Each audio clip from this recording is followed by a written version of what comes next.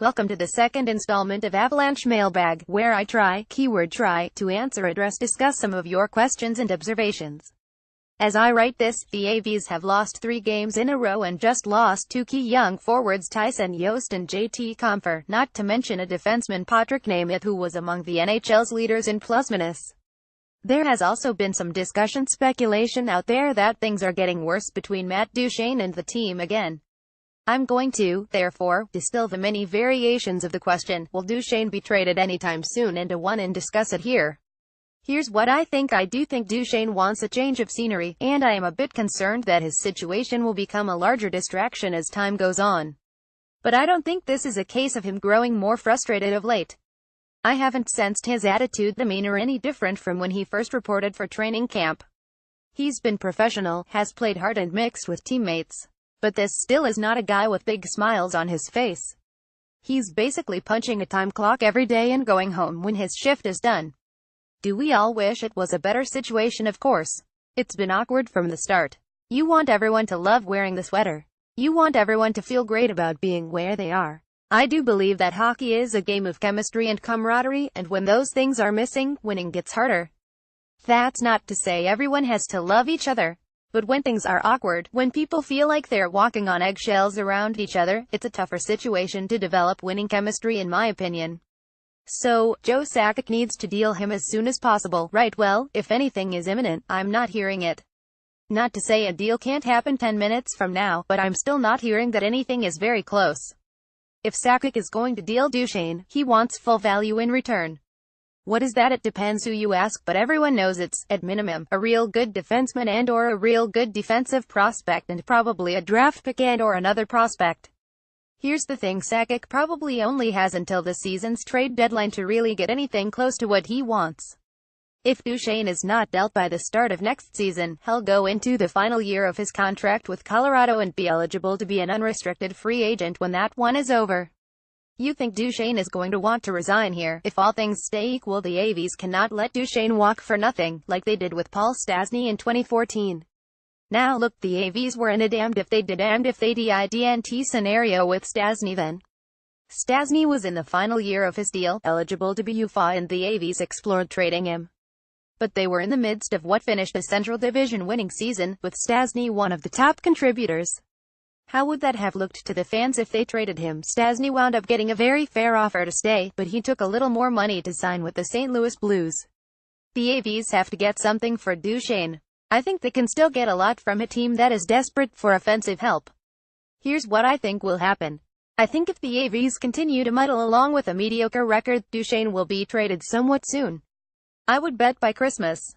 If they have a good record, a playoff record, then I think I'll see them wait closer to the trade deadline and thereby get the most of his playing talent until then.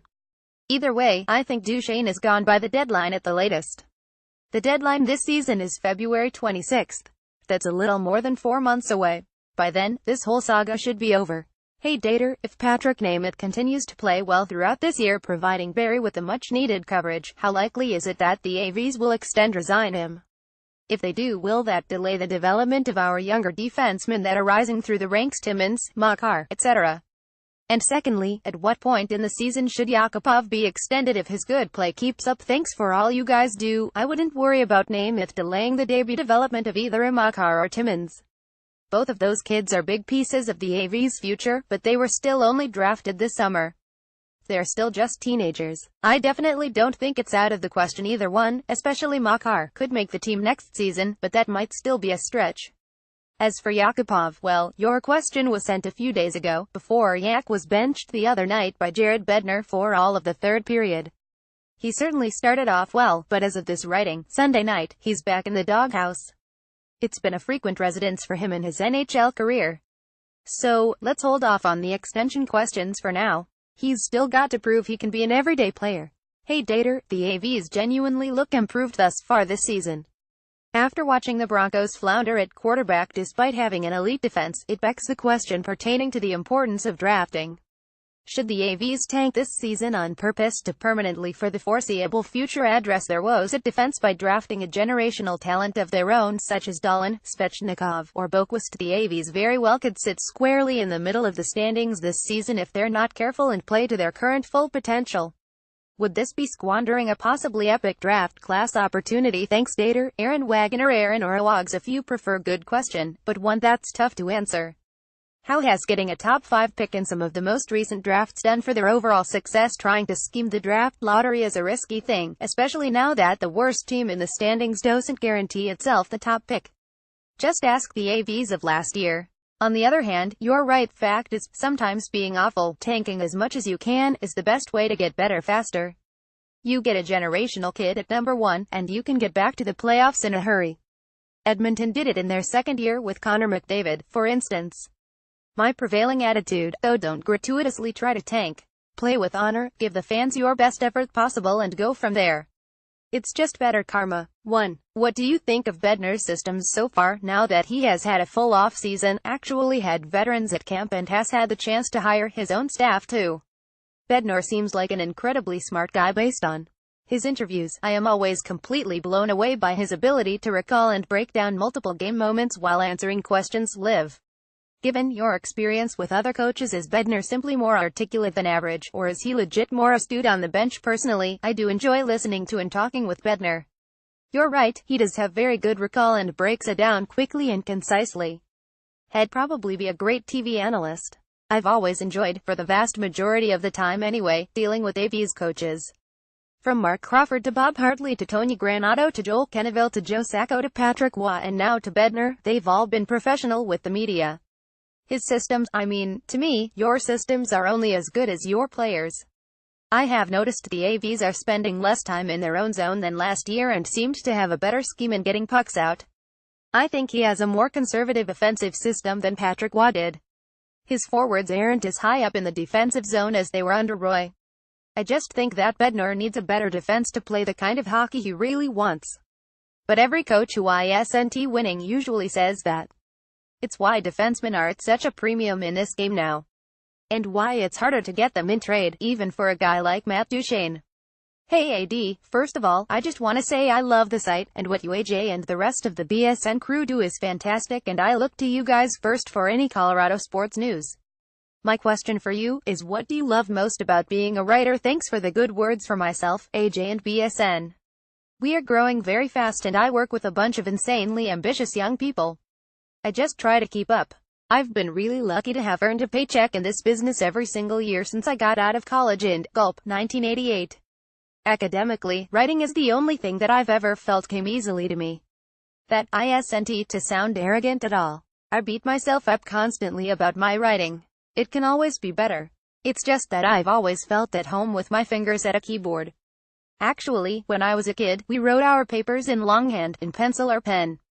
Being under time pressure, a tight deadline, is something that's never bothered me either. The tighter the deadline, the more I like it. I just remember feeling comfortable writing, even at a very young age. I was an only child, had to amuse myself a lot, had to be in my own thoughts a lot. That might explain things a little more. I think that fits the profile of a lot of writers. I grew up just a sports junkie, but I also noticed the people doing the writing in the sports stories I read. The thing that I've always liked about being a writer is that every story is different. I just like telling stories from the perspective of the people I'm writing about as best I can. There have been times when I've felt writing about sports is meaningless. Some nights in hotel rooms on the road, I've stared at the ceiling, saying stuff to myself like, I'm writing about men pushing a piece of rubber around on ice. This is crap. I guess you could call that my existential crisis phase.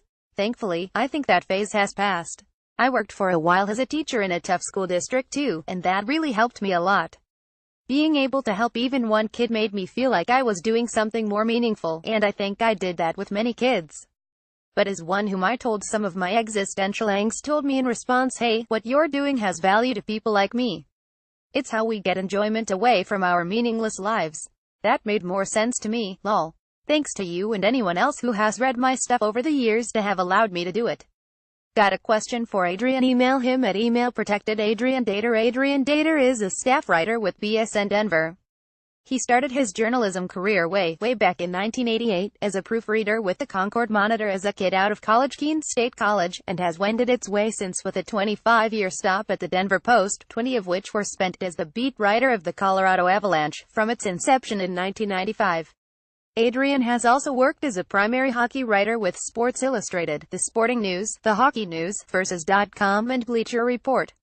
He is the author of 7 sports books, including the best-selling Blood Feud Colorado Avalanche v. Detroit Red Wings, The Inside Story of Pro Sports' Nastiest and Best Rivalry of Its Era, and 100 Things Avalanche Fans Should Know and Do Before They Die, which was published in October 2016.